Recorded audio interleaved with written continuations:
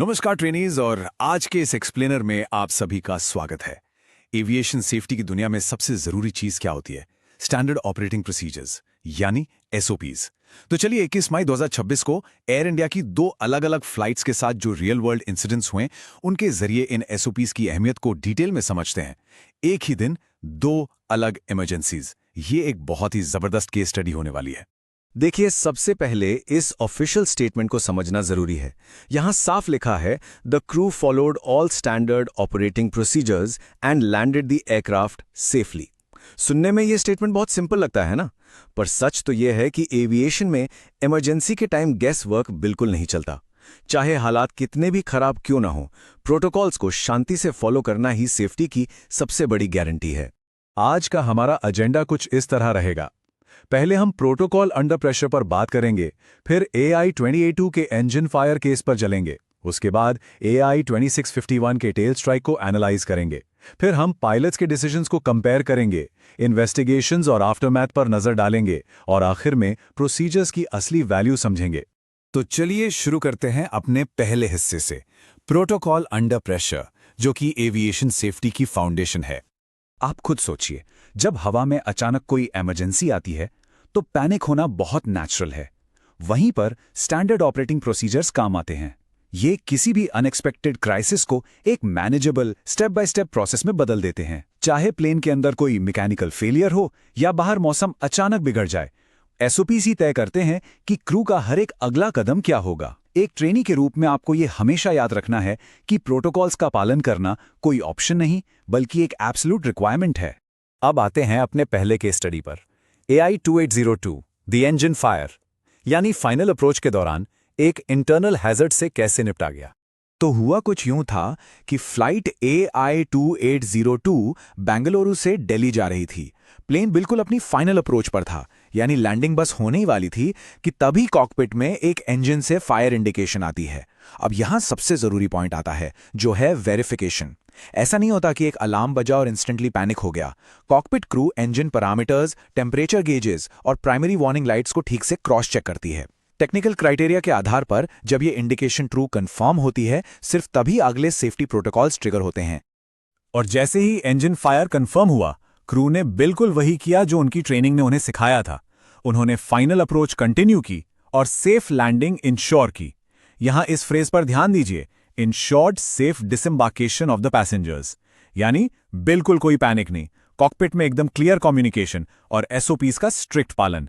नतीजा ये रहा कि प्लेन ने दिल्ली में सेफली टचडाउन किया और सभी लोग बिना किसी प्रॉब्लम के बाहर आ गए। ये होती है ठीक प्रोटोकॉल की ताकत।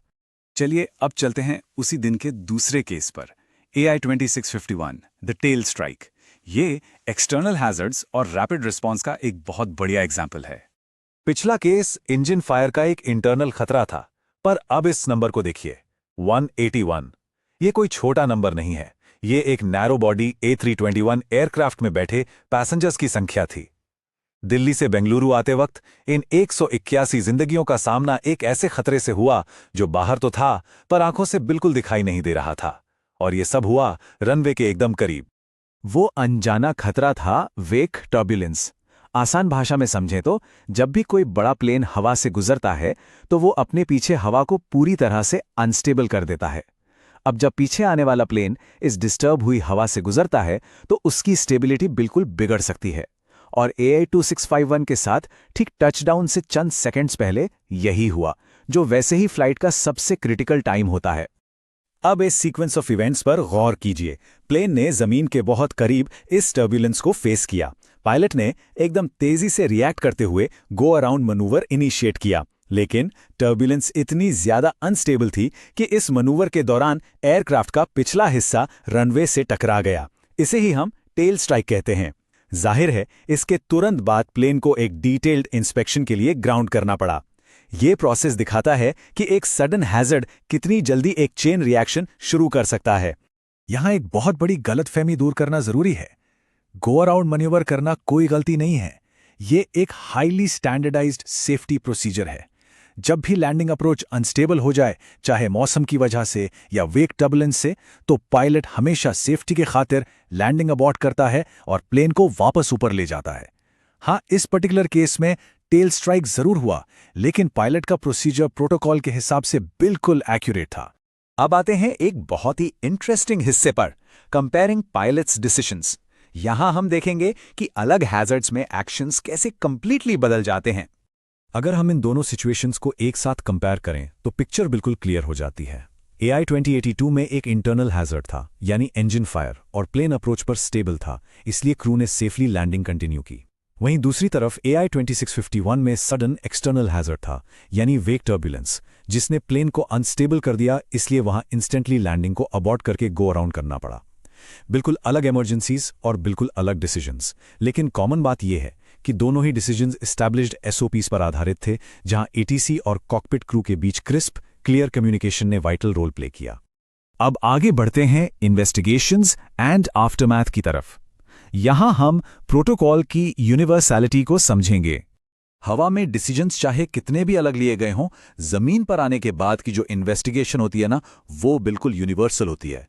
दोनों ही इंसिडेंट्स के ठीक बाद एस्टैब्लिश्ड प्रोसीजर्स के मुताबिक फुल सेफ्टी इन्वेस्टिगेशन शुरू की गई।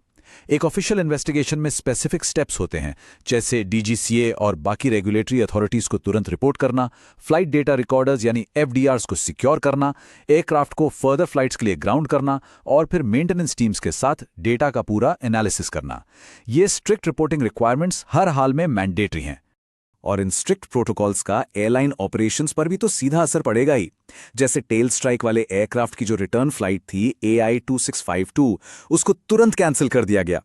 पैसेंजर्स के लिए ऑल्टरनेट अरेंजमेंट्स किए गए, लेकिन एयरक्राफ्ट को बिना डिटेल्ड इंस्पेक्शन के क्लियर नहीं किया जा सकता।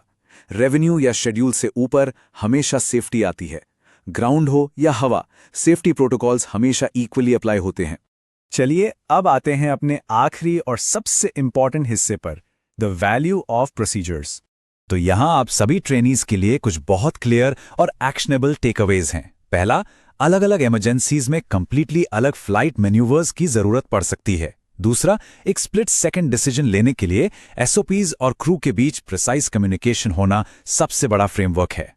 तीसरा, इंसिडेंट के बाद ग्राउंडिंग और रेगुलेटरी रिपोर्टिंग की रिक्वायरमेंट्स हमेशा यूनिवर्सल होती हैं। और सबसे जरूरी बात, इन प्रोसीजर्स पर पूरा भरोसा करना ही आखिरकार पैसेंजर्स, क्रू और खुद एयरक्राफ्ट को सेफ रखता है। इस एक्सप्लेनर को खत्म करने से पहले आइए एक आखिरी सवाल पर विचार करते हैं।